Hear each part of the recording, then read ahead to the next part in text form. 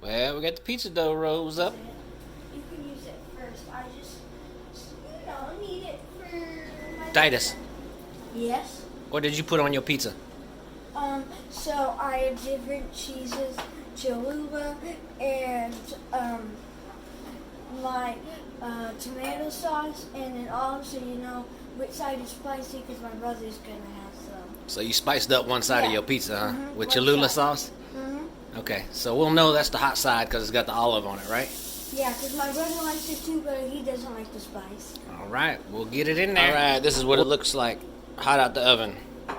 So this one is Kaneka sausage and pepperoni.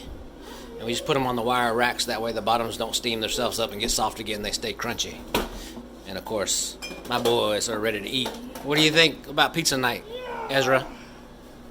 Delicioso!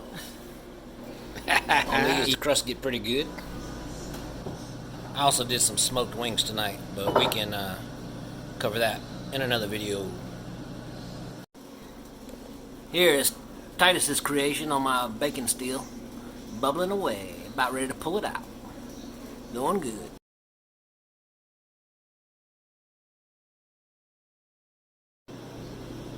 Alright, here I used a, what is that, 9-inch cake pan, non-stick, but to do a more deep set pizza crust, like a deep dish.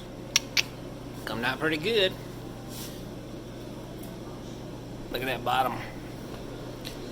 I use stacking racks so you can have several pizzas on there at once. I usually only go about 3 high and then move over and start another stack if we got a bunch of people coming over.